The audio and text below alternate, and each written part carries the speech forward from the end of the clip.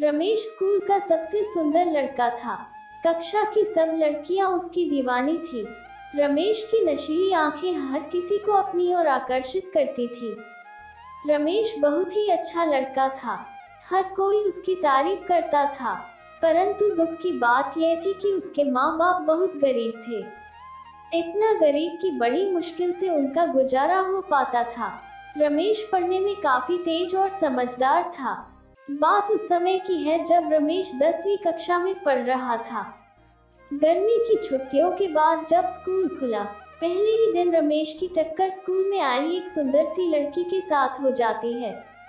वो लड़की रमेश को बहुत भला बुरा कहती है, लेकिन रमेश उसको ही देखता रहा और मुस्कुराता रहा। उस सुंदर अमीर घर की लड़की का नाम सोनाली था। सोनाली भी पढ़ने में रमेश की तरह ही थी। रमेश ने जब सोनाली को अपनी ही कक्षा में देखा तो वो खुशी से झूमने लगा। शायद रमेश को सोनाली से प्यार हो गया था।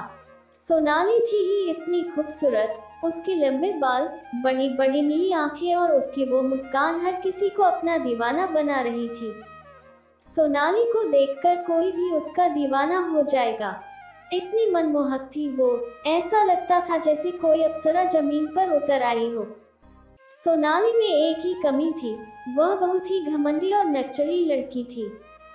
कक्षा में रमेश का हमेशा ध्यान सोनाली पर ही रहता था और छुट्टी के समय भी गेट पर सोनाली का इंतजार करते रहता था। सोनाली को इस बात की भनक भी नहीं थी कि रमेश उसे पसंद करता है। एक दिन जब रमेश के दोस्तों ने मजबूर किया कि वह जाकर सोनाली को प्रपोज करे, तो रमेश भी बहुत हिम्मत जुटाकर सोनाली के सामने जाकर खड़ा हो गया और उसके सामने दोस्ती का प्रस्ताव रखा। लेकिन सोनाली बहुत ही गुस्से से बोली कि मैं तुम जैसे गरीब लड़कों से नफरत करती हूँ, और ये कहकर वह वहाँ से चली गई।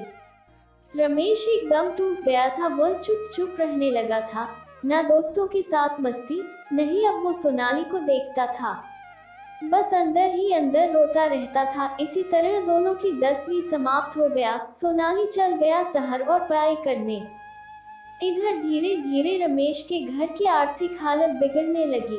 अपने माँ बाप और छोटे छोटे भाई बहनों का एकमात्र सहारा होने की वजह से उसके ऊपर घर की जिम्मेदारी आ गई थी, और वह इस जिम्मेदारी को समझता भी था, खुद की पढ़ाई और घर की जिम्मेदारी। इसीलिए रमेश ने गांव में एक कोचिंग सेंटर खोल के ट्यूशन पढ़ाना आरंभ किया। एक दिन जब शाम को रमेश अपने पास की दुकान पर घर का कुछ सामान लेने गया था, तो वहां एक औरत भी थी जो काफी थकी हुई दिख रही थी, और जैसे ही वह अपने घर को जाने लगी तो अचानक उनको चक्कर आ गया और वो जमीन पर गिर गई।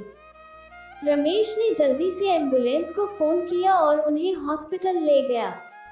जैसे उस औरत को थोड़ा होश आया तो उसने रमेश से कहा, बेटा मेरे घर वाले परेशान होंगे, उन्हें फोन करके बता दो ही हम यहाँ हैं।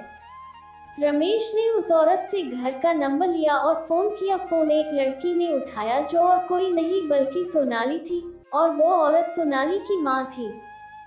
सोनाली अपने पिताजी के साथ हॉस्पिटल में पहुंच गई। जैसे ही वो अपनी माँ के पास जाती है तो पास में खड़े रमेश को देखकर हैरान हो जाती है, और सोनाली की माँ सोनाली को कहती है कि अगर आज ये लड़का नहीं होता तो शायद मैं आपके साथ नहीं होती। माँ की यह बात सुनकर सोनाली रो पड़ी। रमेश सोनाली के माता पिता को प्रणाम करके घर वापस आया। दूसरे दिन जब रमेश कोचिंग सेंटर में पहुंचा, सोनाली गेट पर उसका इंतजार कर रही थी।